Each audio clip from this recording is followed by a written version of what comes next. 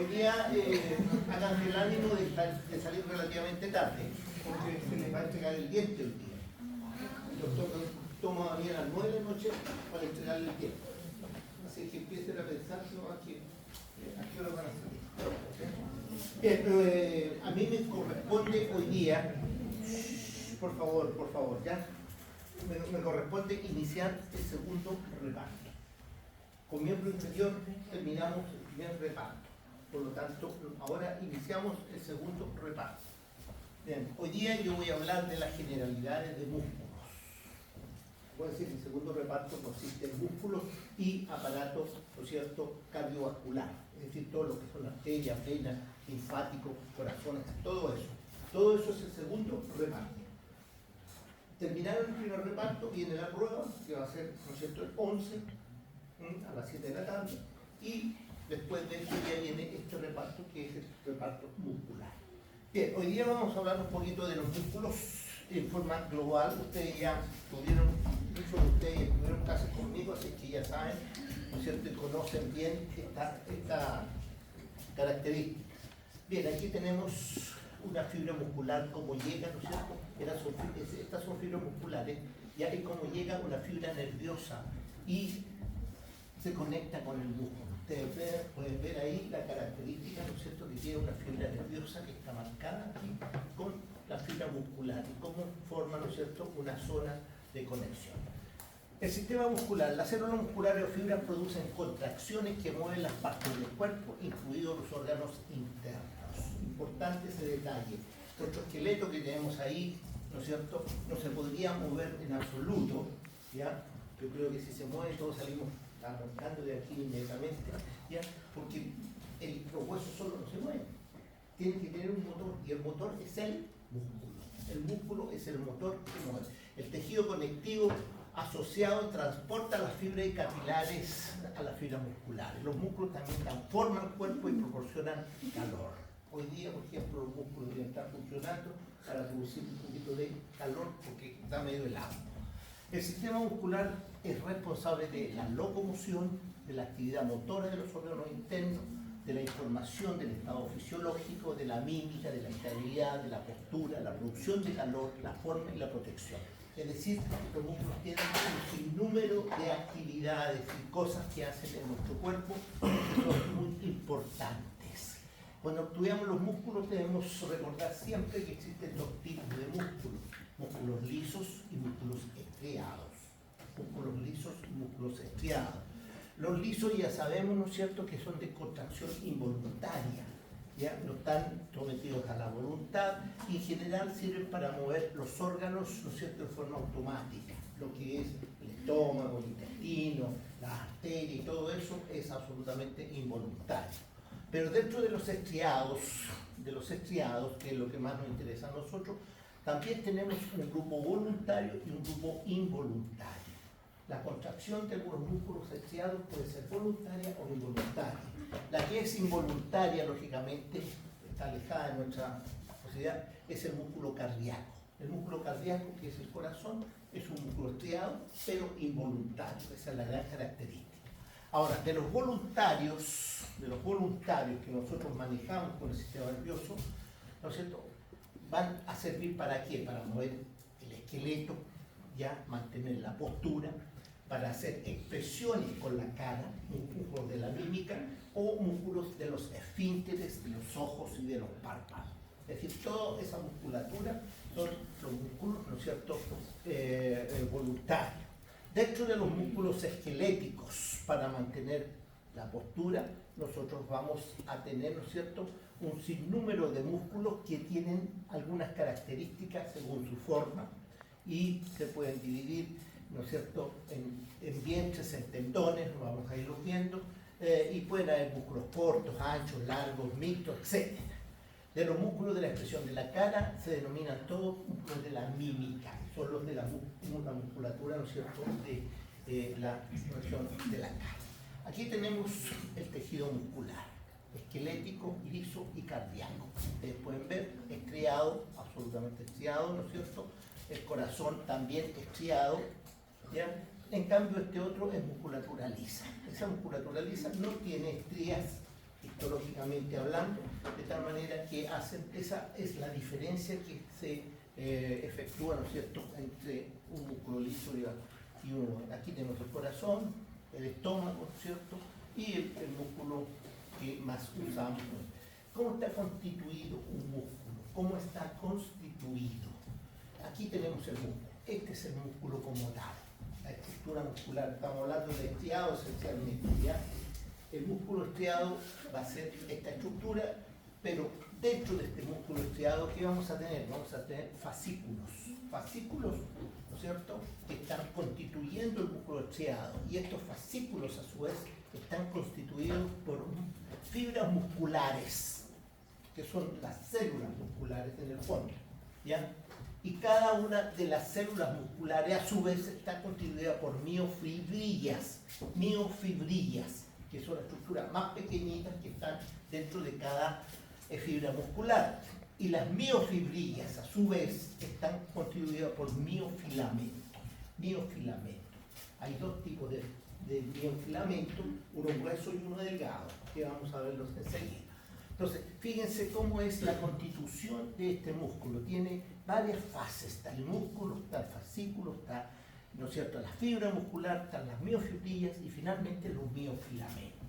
Es decir, tenemos 1, 2, 3, 4 elementos que están formando. Ahora, este músculo está rodeado, ¿ya? ¿Por qué cosa? Por tejido fibroso.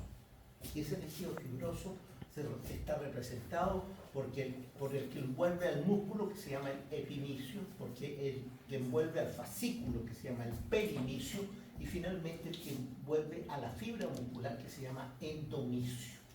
Estas tres zonas, el epimicio, perimicio y endomicio, tienen gran importancia en la formación de los tendones y de las aponeurosis, como lo vamos a ver más tarde.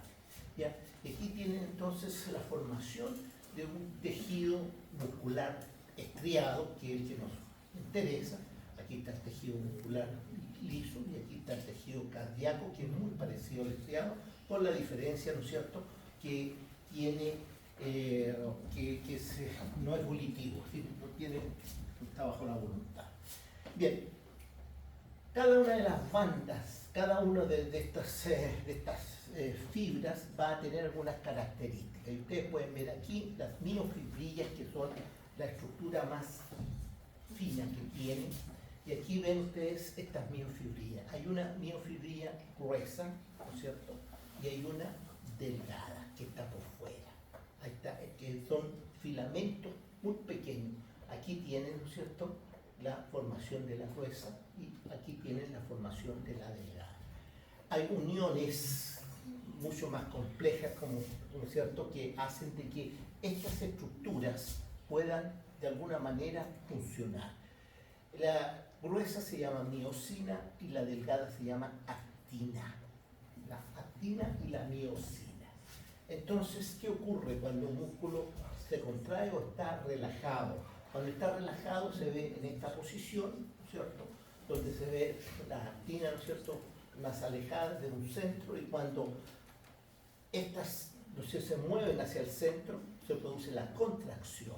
Y en ese momento la contracción queda en esta posición, como ven ustedes. Por lo tanto, la gran característica del músculo es la contractibilidad. Esa es la gran característica que tiene el músculo. No hay otra célula en nuestro cuerpo que tenga esa característica que tiene el músculo. ¿Y quiénes son realmente las que producen eso? La actina y la miosina, ¿no es cierto?, que son moléculas que están allí metidas, son pequeños filamentos que están metidos ahí adentro y que constantemente se están acercando y alejando, ¿ya? Para que ocurra todo esto hay todas unas características, ¿no es cierto?, fisiológicas bastante complejas, como te la mostraba aquí. Está la tropomiosina, la troponina y una serie de otras estructuras metidas entre medio para que pueda ocurrir este funcionamiento que corresponde, ¿no es cierto?, a la contracción y relajación muscular. Aquí vemos entonces la organización. Tenemos una banda A, tenemos línea Z, que la unidad anatómica y funcional que tiene, ¿no es cierto?, un músculo se llama el sarcómero. Sarcómero. Y este sarcómero que lo vemos aquí es la unidad funcional, anatómica funcional. Todo funciona, ¿no es cierto?, en ese pedacito. Ese pedacito que se llama sarcómero es el que hace este movimiento. ¿Sí? Se acerca, se aleja, en relación con las líneas Z se acercan o se alejan. Aquí vemos, ¿no es cierto? Y esto es todo dado por qué cosa, por la actina y la miosina. Aquí tenemos la miosina, aquí tenemos la actina, la troponina, la tropomiosina, etcétera, una serie de elementos químicos que hay allí, moléculas químicas que son las que hacen que se puedan mover entonces estas dos estructuras y este sarcómero entonces se achique, se contraiga o se relaje si es necesario. Aquí lo vemos también, la función del sarcómero, ¿no es cierto? Y ahí vemos la banda A, la banda Z aquí, y aquí vemos cómo las bandas Z se han acercado, porque aquí está en contracción y aquí está en relajación. ¿Ya? Hay una serie de estudios, digamos, que no voy a entrar al detalle porque son más histológicos y más, digamos, fisiológicos, ¿ya? Pero ustedes tienen que entender que dentro de lo anatómico se pregunta el sarcómero como la unidad anatómica y funcional que corresponde a... Bien, para que esto ocurra debe tener un estímulo, y ese estímulo tiene que venir por un potencial de acción, y los potenciales de acción son estimulados por los nervios, ¿ya? Entonces, ustedes ven cómo llega el nervio aquí y cómo forma estas terminales sinápticas. Esto que está aquí, esa zona de terminales sinápticas, donde está, ¿no es cierto?, liberándose acetilcolina esencialmente hacia las fibras musculares, se llama la placa motora. La placa motora es el elemento de conexión entre el sistema nervioso y lo que es el sistema muscular. Esta placa motora, ¿no es cierto?, es la encargada de hacer de que podamos en un momento determinado voluntariamente, ¿no es cierto?, contraer un músculo. ¿Ya? Y en el momento que podemos contraer el músculo, lógicamente ese músculo va a cortarse lo suficiente que nosotros queramos o alargarse. La contracción puede ser concéntrica o excéntrica, es decir, puede ser concéntrica o excéntrica, de tal manera que vamos a ver esos detalles en un momento más también. Entonces, ojo con esta placa motora, importantísima, importantísima en la funcionalidad. Si por algún motivo este nervio se corta ahí, ya, esa placa motora ya no tiene el estímulo y por supuesto no va a poder estimular a lo que es las fibras musculares, y al no poder estimular las fibras musculares, automáticamente ese músculo queda, ¿no es cierto?, fuera de trabajo, es decir, ya no puede contraerse más y hay una parálisis muscular. Esas son las parálisis musculares que aparecen. Características generales de los músculos. ¿Cuáles son algunas características generales de los músculos esquiados? Constituyen el 40-45% del peso corporal. 40-45% del peso corporal. Es decir, nuestro mayor peso, casi la mitad de lo que pesamos, son músculos. Algunos tienen más grasa también, pero otros tienen más músculos. Comprende alrededor de 434 músculos, que son los estudiables. ¿Ya? Hay diferencia, algunos autores son más de 500 músculos, otros 700, etc. Pero nosotros estudiaríamos 434 músculos. 75 pares intervienen en la postura, 75 pares intervienen en lo que es la posición postural que nosotros tenemos, ¿no es cierto?, y los movimientos generales del cuerpo. ¿Cómo los clasificamos estos músculos? Los clasificamos según su forma muchas veces. Esta tiene forma de un uso. Entonces hablamos de un músculo fusiforme. A veces ese uso tiene dos cabezas en un lado, ¿no es cierto?, y en otro lado una sola. Por lo tanto, decimos que ese músculo, ¿no es cierto?, se llama bíceps, porque tiene dos cabezas en una parte y una cabeza en la otra. Por otro lado, tenemos músculos que tienen dos vientres. Tienen un vientre superior y uno inferior, o uno anterior y uno posterior, como es el digástrico, como es el homoyoide. Estos dos vientres están unidos habitualmente por un tendón intermedio, Por lo tanto, no confundir estos músculos que son con dos vientres con los músculos de dos cabezas, que son las dos cabezas, ¿ya? También tenemos músculos anchos, músculos amplios, muy amplios, ¿no es cierto?, que tienen también una característica en ubicación dentro, especialmente dentro del tronco, tanto en la región dorsal como en la región ventral, etcétera, etcétera. Tenemos músculos poligástricos, es decir, que no solamente tienen, ¿no es cierto?, un solo vientre, sino que tiene un vientre, dos, tres, cuatro vientres poligástricos, ¿se fijan?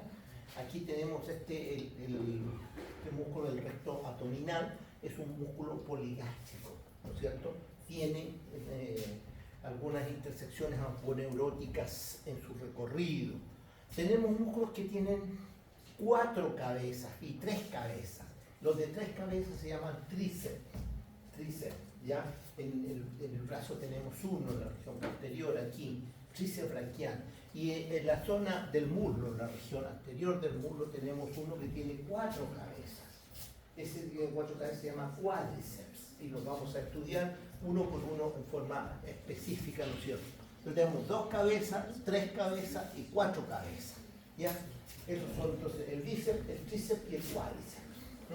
Y tenemos, ¿cómo se llama?, vientres con dos, es decir, músculos con 2 vientres que serían, ¿no es cierto?, estos que vemos aquí, el bigástrico y el homoyoideo, que son 2 músculos que tenemos.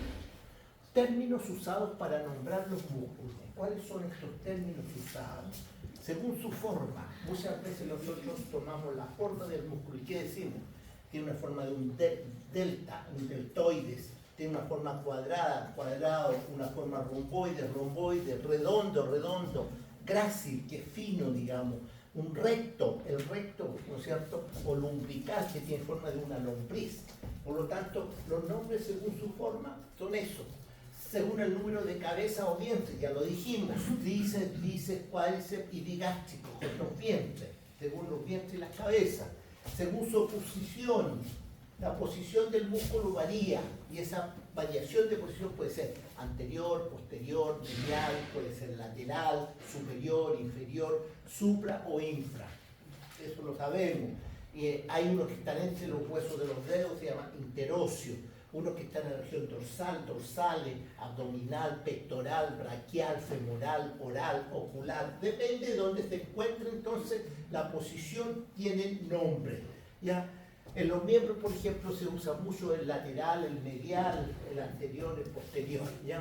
Según su tamaño también es factible nombrar los músculos.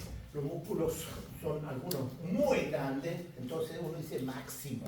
El glúteo se llama glúteo máximo, porque es un tremendo glúteo, pero hay un glúteo que se llama también mínimo, porque es muy pequeñito. Hay algunos músculos que nosotros vemos que son muy largos, ¿no es cierto?, cortos, anchos, larguísimos. Por ejemplo, los músculos de la región de canales vertebrales, hay uno que se llama larguísimo, ¿no es cierto?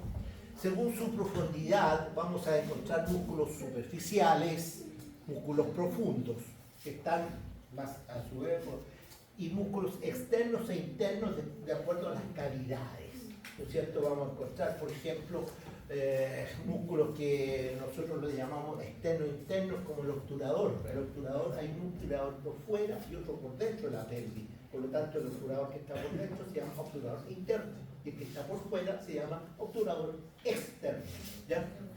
Según su acción, eso especialmente en los miembros, vamos a encontrar extensores, flexores, abductores, aductores, ¿no es cierto?, que son bastante comunes en los miembros.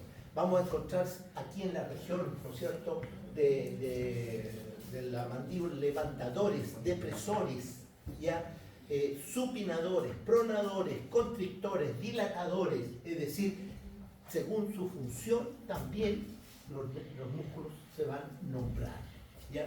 Y según su inserción, tenemos músculos que están insertos, ¿no es cierto?, en lugares bien definidos y sus nombres los dicen: externo, cleidomastoideo, tendón, clavícula y mastoide.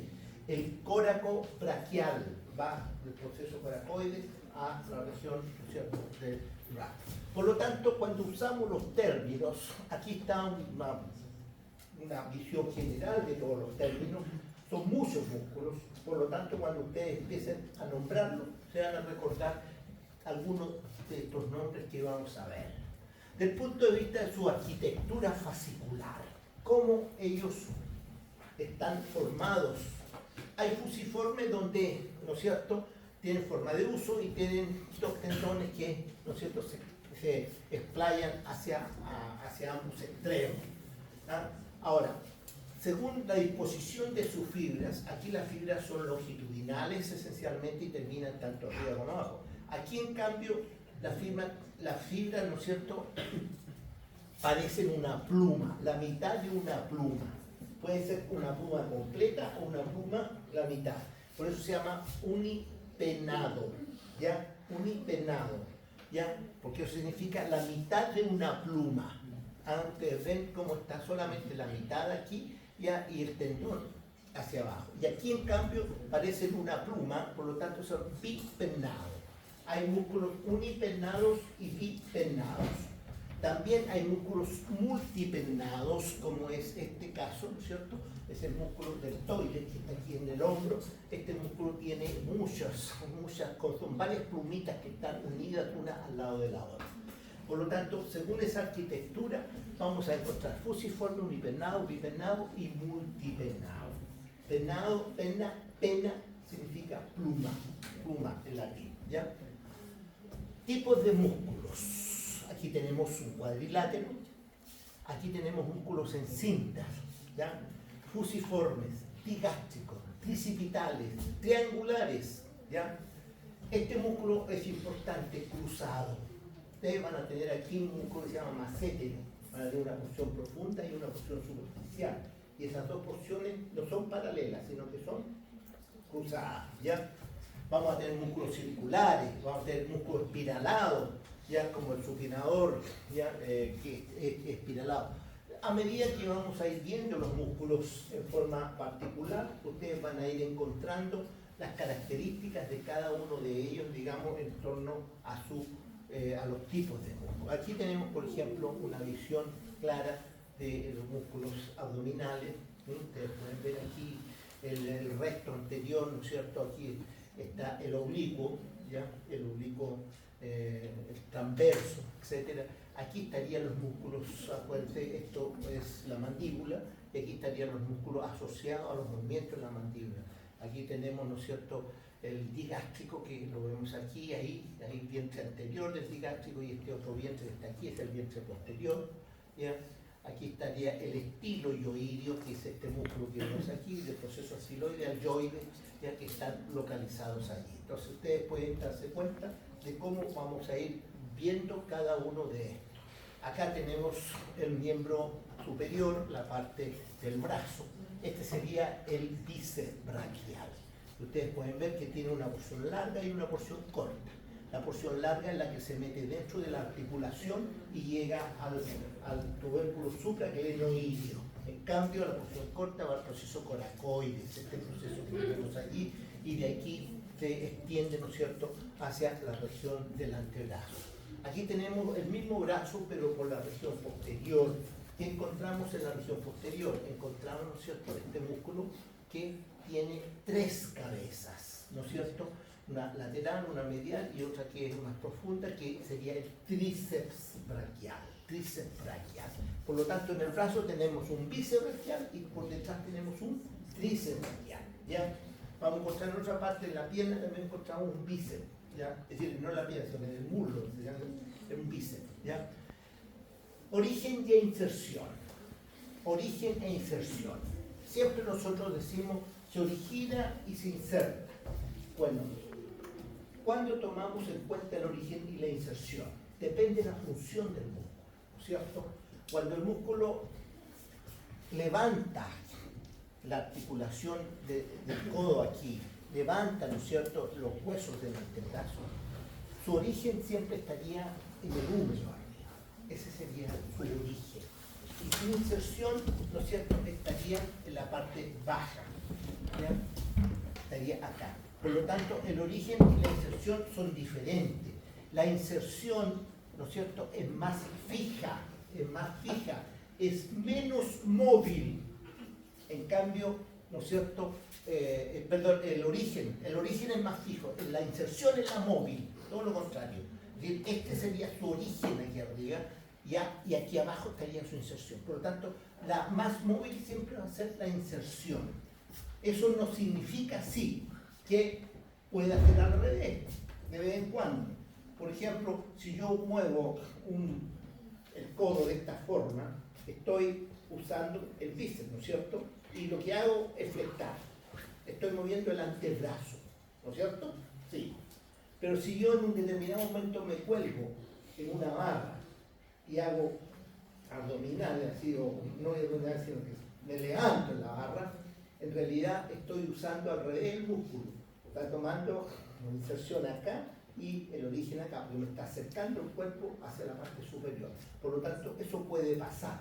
Pero lo habitual es que el origen sea mucho más firme, ¿no es cierto?, y menos móvil que la inserción. Siempre la inserción va a ser la zona más móvil. Ahora, aquí vemos la forma como se insertan los músculos, cómo toman inserción estos músculos. Ustedes saben que los músculos se insertan por dos posibilidades, tienen dos elementos por los cuales ellos se insertan. Por un lado, el tendón, ¿ya? Y por otro lado, la aponeurosis. Estos dos son los elementos de inserción de un músculo, tendón y aponeurosis. Cuando el músculo, ¿no es cierto?, tiene forma de uso fusiforme, generalmente se proyecta el tendón, ¿no es cierto?, y se une al hueso. Generalmente se proyecta como tendón. Ahora, cuando el músculo es plano, como este que está aquí, por ejemplo, este se llama trapecio. Este trapecio es muy amplio, va desde la región de aquí, de la región de la nuca, hasta aproximadamente la 12ª vértebra torácica. Por lo tanto, él toma inserción en la columna vertebral. Y para tomar inserción en la columna vertebral, él ocupa entonces una aponeurosis. Esa es la característica.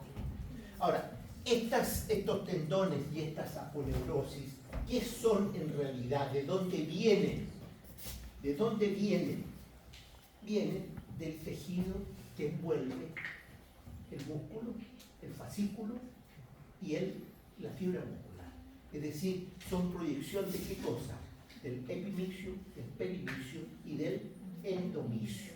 Esos tres elementos en conjunto no llegan solamente al extremo del músculo, sino que siguen su trayecto, y al seguir su trayecto, y así en fibras musculares, se transforman en tendón y aponeurosis. ¿Ya? Tendones. Es raro que un músculo se inserte directamente, el músculo como tal, es raro. No es imposible, pero raro. Por lo general lo hace a través de un tendón o una aponeurosis. El tendón prolonga el músculo hasta el punto de inserción. Prolonga el músculo. Forma de tendones. ¿Cómo son estos tendones? ¿Qué forma tienen? Pueden ser cilíndricos, ¿cierto? Pueden ser aplanados, ¿ya? Pueden ser muy largos, pueden ser muy cortos, pueden tener proyecciones membranosas con amplias membranas.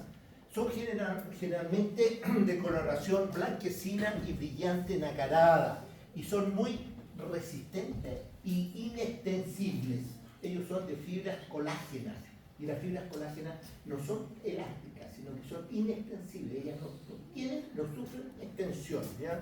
Los tendones son considerados una prolongación del tejido conectivo que representa el perimicio, el endomicio y el epimicio, que son las tres estructuras.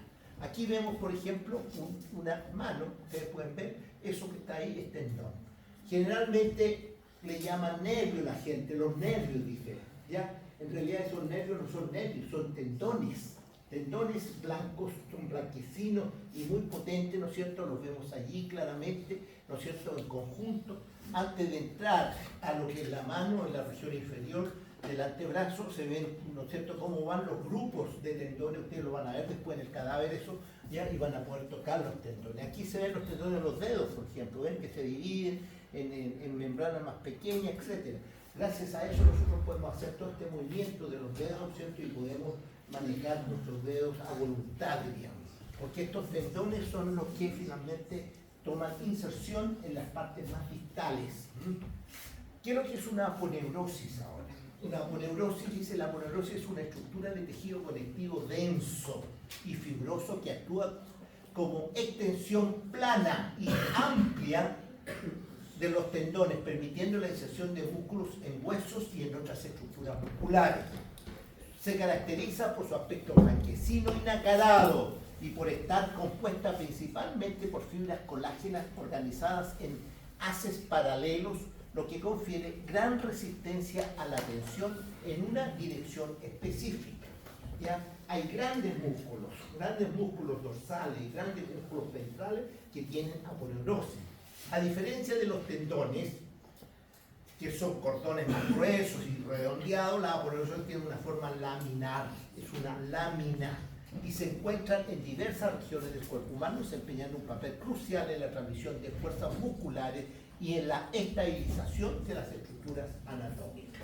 Por lo tanto, estas aponeurosis son fundamentales, ¿no es cierto?, para los músculos anchos. Un músculo ancho no puede tener un tendón o varios tendones, no.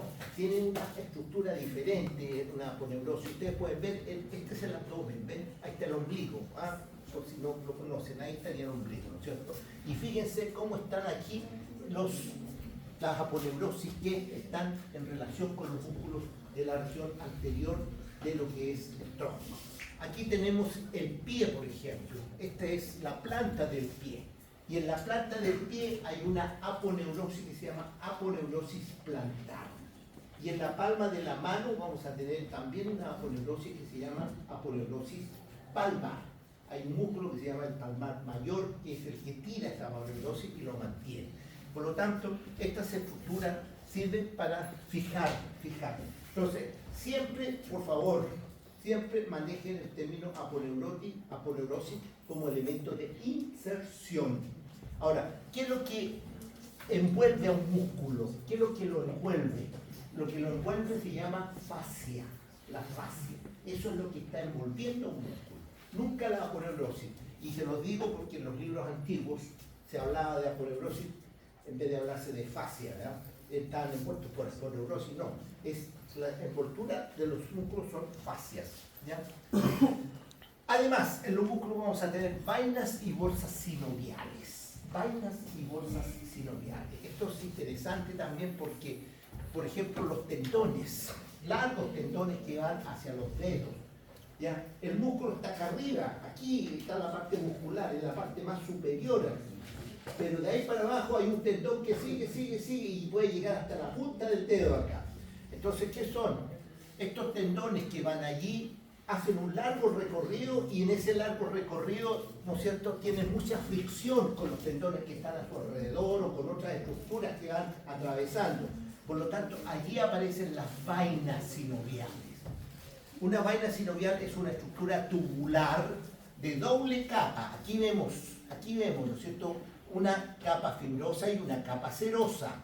La serosa es la que va pegada al tendón y la fibrosa es la que va aparte. Y entre medio con un espacio. ¿Qué es lo que hay en ese espacio? Hay líquido sinovial. Líquido sinovial. ¿Ya? Entonces, que envuelve ciertos tendones, principalmente en las manos y en los pies, que son los que más manejamos nosotros, digamos, reduciendo la fricción al deslizarse sobre los huesos y tejidos. Contiene líquido sinovial. Aquí adentro, en ese espacio que se ve aquí, ahí, hay líquido sinovial. Por lo tanto, eso lubrica y ayuda a que el tendón pueda, ¿no es cierto?, moverse, facilitando el movimiento al actuar como lubricante. Su inflamación, cuando se inflaman, ¿no es cierto?, estas vainas sinoviales, se dice que hay una tenosinovitis, ¿ya? Ahora, además de estas vainas sinoviales, existen bolsas sinoviales también. ¿Y dónde van a existir bolsas sinoviales? Existen bolsas sinoviales, ¿no es cierto?, generalmente donde hay grandes articulaciones y muchos músculos que pasan de un lado a otro, como por ejemplo en el hombro, ¿ya? Entonces, ¿qué dice? Una bolsa sinovial o bursa también se denomina en terminología, es un pequeño saco lleno de líquido, similar a una clara de huevo, situado en las articulaciones principales como los hombros, los codos, las caderas, las rodillas. Actúa como cojín y lubricante, reduciendo la fricción entre huesos, tendones y músculos, facilitando el movimiento. Su inflamación se llama la bursitis. Por lo tanto, nosotros tenemos elementos protectores tanto para los tendones como para la relación, como ven ustedes, entre los músculos. Cuando hay un músculo que está sobre el otro y actúa mucho el de arriba, lógicamente con los años tendría que producirse una ruptura, un desgaste del músculo. Eso no se produce porque existen estas bolsas sinoviales que están allí, ¿no es cierto?, evitando esas características. Por lo tanto, ellos acompañan a nuestros músculos en cuanto a sus características. El tejido muscular esquelético tiene componentes, aquí vemos vainas sinoviales, tendones, ¿no es cierto?, tendones de la articulación radiocarpiana y talocrural están envueltos por cubierta de tejido conectivo fibroso, estructura similar a la bolsa sinovial que reduce lo mismo que yo les decía. Miren aquí en la mano. En la mano ustedes se van a dar cuenta cuando la estudiemos que hay muchas estructuras, ¿no es cierto?, que corresponden a estas famosas vainas sinoviales que ayudan a que nuestros dedos puedan, ¿no es cierto?, manejar mejor. Otro aspecto importante que tenemos que ver, ¿no es cierto?, son las palancas del cuerpo humano. Las palancas del cuerpo humano, ¿no es cierto?, son tres palancas: primer género, segundo género y tercer género. ¿Ya? Estas tres palancas que las vemos aquí van a tener ¿qué cosas como elemento principal? Todas van a tener una resistencia, un apoyo y una potencia. Esa es la característica: resistencia, apoyo y potencia. Y hay una palanca de primer género, existe una palanca de segundo género y una de tercer género. ¿Y cuáles son las diferencias que hay entre estos tres tipos de palanca? La de primer género, ustedes ven que la resistencia, después viene el apoyo y posteriormente atrás viene la potencia. Es como un columpio, ¿no es cierto?, de esos que uno tiene en la plaza habitualmente.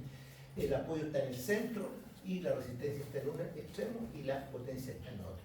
Eso se ve ¿dónde? En la relación entre la columna y el cráneo.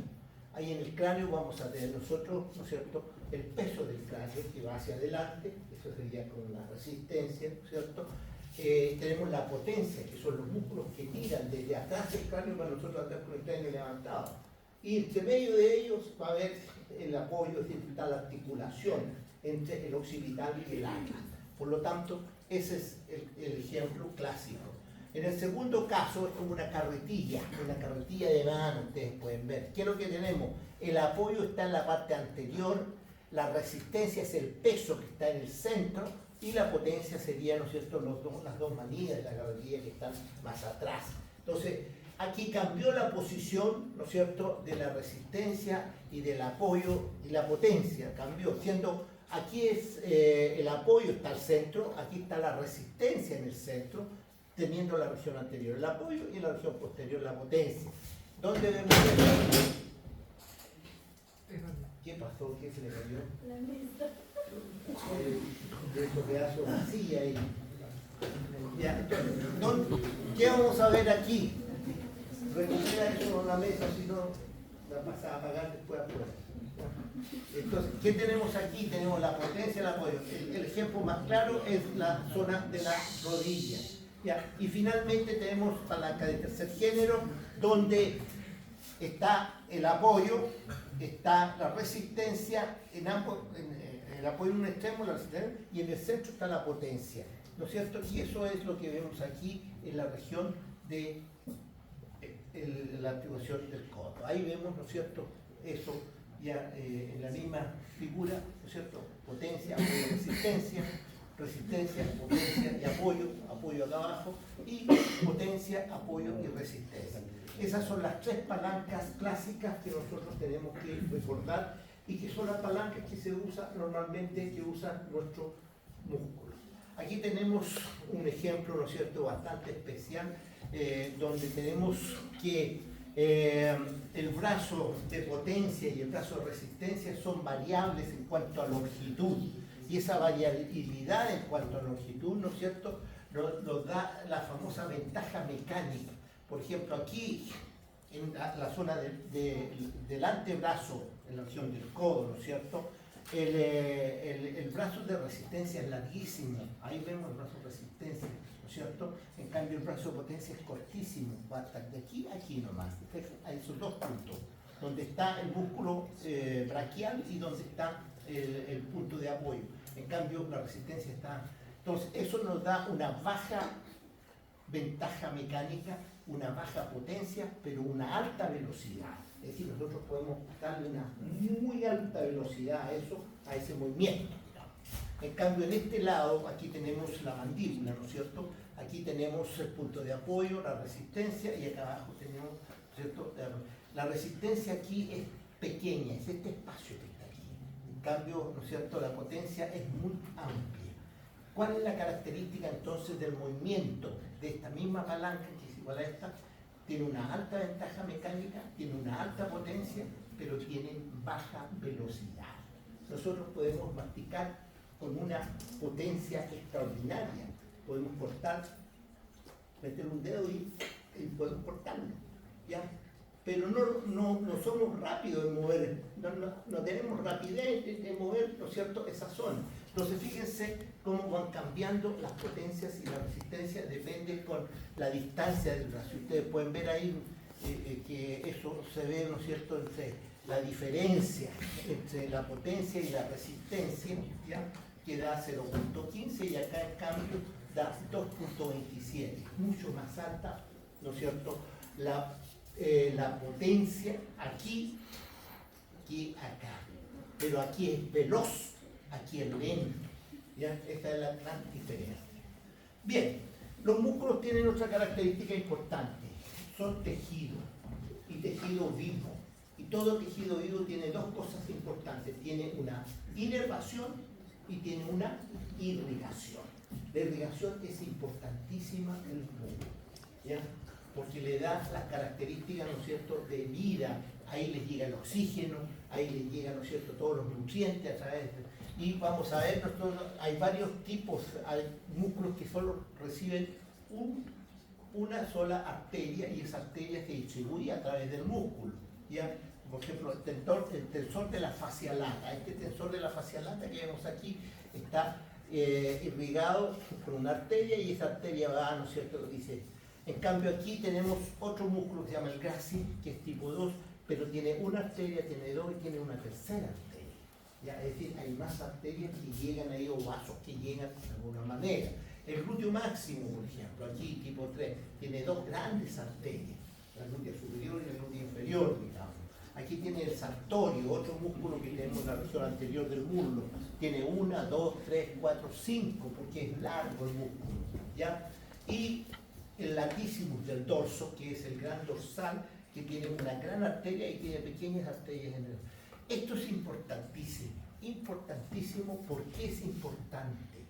Porque cuando se hacen, se corta un músculo para tapar algún accidente que tenga la persona en otro lado y se mueve un músculo, siempre debe conservársele la irrigación.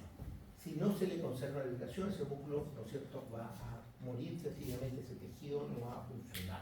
Por lo tanto, todos esos cambios que hacen de músculos, movimientos musculares, especialmente cuando las personas tienen cáncer, que hay que sacarle una gran cantidad de elementos, rellenan con músculo allí, ya que lo toman de otro lado y lo llevan allí, etc. Eso tiene que ser de acorde a las características que den estos vasos sanguíneos que cada músculo tiene, ¿ya? Esos vasos sanguíneos le ayudan a que ese músculo, ¿no es cierto?, pueda tener esas características. ¿Cuáles son las funciones musculares? ¿Cuáles son las funciones musculares? ¿Está leyenda en la clase o está...? No. Amor, me dice, Esto lo dijimos en la clase. Ya. Músculos, funciones musculares. Músculo agonista. El músculo agonista tiene una acción. ¿Ya? Es el músculo que tiene una acción determinada. A eso se llama músculo agonista. Y dentro de los músculos agonistas tenemos el principal en una acción. El músculo principal en una acción. ¿Qué significa? Ese músculo es el motor primario de una acción. Por ejemplo, yo digo flexión del codo, esta flexión. ¿Ya? ¿Cuál es el músculo agonista ahí? ¿Ah? No es el bíceps. Es el braquial. Es el braquial. El braquial es el músculo principal en la acción. Ahora, fuera del braquial hay un músculo que lo acompaña, que se llama músculo accesorio, que también le ayuda a la función. Por lo tanto, hay un músculo principal en cada acción y una serie, no solamente uno, puede haber 2, 3 o 4 músculos que le ayudan a esa acción, a ese músculo principal. Por lo tanto, esos músculos se llaman músculos accesorios. Entonces, un músculo agonista es el que ejecuta una acción determinada, pero hay uno que es el principal y hay otros que lo acompañan, ¿ya? Esa es la característica. Después tenemos un músculo que es contrario, ¿no es cierto? Si yo hago flexión aquí, tengo otros músculos acá que me hacen ¿qué cosa? Extensión.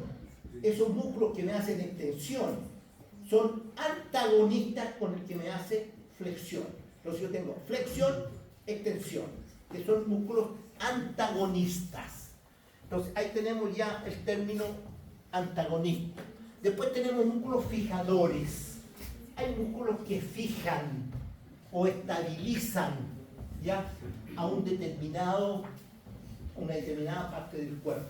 El ejemplo más claro para ustedes y más espectacular para ustedes es un huesito que está aquí que se llama el hueso yoides. Ese hueso yoides no tiene ninguna relación con otro hueso. ¿Y cómo entonces se mantiene ahí el yoides en esa posición? Por los músculos. Los músculos suprayoideos 4 y los músculos infrayoideos 4. Por lo tanto, esos músculos ¿qué hacen? Fijan y estabilizan, ¿no es cierto?, a lo que es el hueso yoide. Lo mismo podríamos decir ¿dónde? En la escápula. La escápula es un hueso que no tiene también grandes comunicaciones fuera de la articulación acromioclavicular, que es la única que es como la comunicación más ósea que tiene. El resto no tiene, porque de ahí para abajo viene el húmero, pero el húmero es libre, no tiene. Entonces, ¿cómo la escápula se mantiene ahí, en su posición y soporta todo el movimiento que tenemos en nuestros miembros superiores? Gracias a los músculos que llegan a la escápula, ¿ya? Y esos músculos los fijan la escápula y la mantienen allí estabilizada para poder hacer otros movimientos. Entonces, también es un término bastante... Músculos neutralizadores, ¿ya? Hay músculos que paran, que evitan que ocurran ciertos movimientos determinados en algún hueso o en alguna cosa. Estos músculos neutralizadores, ¿no es cierto?, ayudan a que se ejecuten otros movimientos con mucha más tranquilidad. Y después vienen los músculos sinergistas. ¿Qué es la sinergia? La sinergia es el movimiento que ejecuta un músculo determinado. Y hay dos tipos de sinergia. Una sinergia concurrente y una sinergia verdadera. ¿Ya?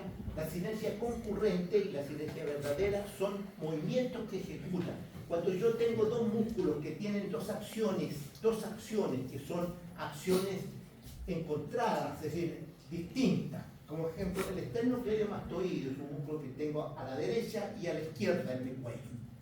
Si yo uso uno solo, ¿qué hago? Inclino la cabeza, pero este esternocleidomastoideo me acerca el proceso mastoide al exterior. Por lo tanto, me inclina la cabeza y me la lleva para mirar a ese lado, ¿cierto? Pero el otro, ¿qué hace? Lo mismo, pero en vez de mirar para ese lado, el otro me hace mirar para ese otro lado, ¿cierto? Entonces, cuando los dos músculos actúan en conjunto, ¿qué hacen? Me hacen doblar la cabeza solamente, me hacen doblar la cabeza y me hacen inclinar. Por lo tanto, esa se llama sinergia verdadera y sinergia concurrente, es cuando dos músculos concurren ¿a qué? A parar el movimiento de otro. Por ejemplo, cuando nosotros abrimos una puerta, tomamos el pomo de la puerta y lo giramos, los músculos evitan de que, ¿no es cierto?, la articulación se me flexe o se me extienda. La mantengo firme aquí para poder hacer el movimiento, ¿no es cierto? Eso es sinergia verdadera y sinergia concurrente. El tono muscular. ¿Qué es lo que es el tono muscular? Es la contracción, la semicontracción permanente que tienen los músculos. Todos los músculos siempre están con un tono muscular. El tono muscular, ¿cuándo lo pierde el músculo? Cuando le cortan el nervio, solamente cuando le cortan el nervio.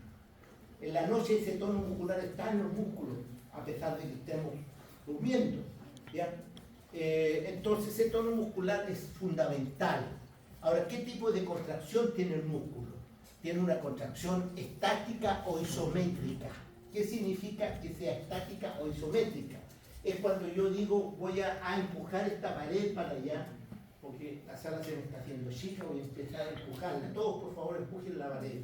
¿Creen ustedes que vamos a poder mover la pared? No, pero tóquense cómo están los músculos de Durito. Están, pero súper duros, súper, porque estamos haciendo una contracción estática.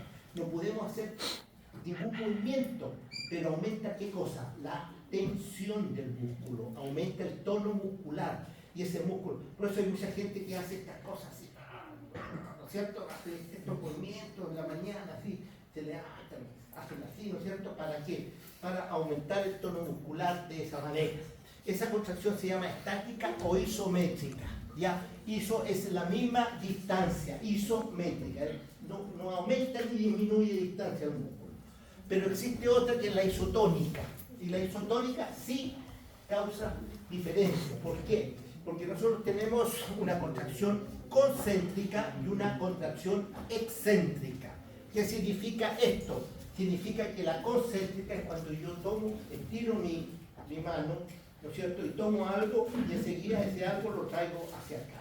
En ese momento estoy haciendo una contracción concéntrica. Pero si yo quiero dejar, por ejemplo, yo llevo una taza, por ejemplo, ya a la mesa, y yo quiero dejarla en la mesa, yo tengo que estirar el brazo para dejar la taza sobre la mesa. No puedo tirar la taza sobre la mesa, sino que la estiro. Y ese estiramiento que estoy haciendo lentamente es una contracción excéntrica. Por lo tanto, el músculo puede contraerse o puede estirarse, pero todo manejado con la voluntad, tanto concéntricamente como excéntricamente. Entonces, ahí tenemos.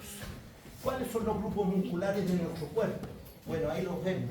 Músculos de la cabeza y el cuello, ¿cierto? Músculos del tórax, ¿ya? Músculos abdominales, músculos del torso y músculos de las extremidades superiores y músculos de las extremidades inferiores. Esos son los grupos, los grandes grupos musculares. Cada uno de ellos se subdivide en regiones anteriores, posteriores, laterales, superiores, inferiores, etcétera, etcétera. Pero los grandes grupos son estos. Y aquí ustedes pueden ver entonces cómo están distribuidas esas zonas en cada una de las regiones que hablamos. Cuando clasificamos los músculos según su acción en el esqueleto, podemos decir que hay flexores, extensores, abductores, aductores, levantadores, depresores, supinadores, pronadores, esfínteres, tensores y rotadores. Es decir, hay una gran clasificación de acuerdo a sus movimientos, ¿no es cierto?, y a sus características que nosotros tenemos. Bien, eso es entonces lo que está en el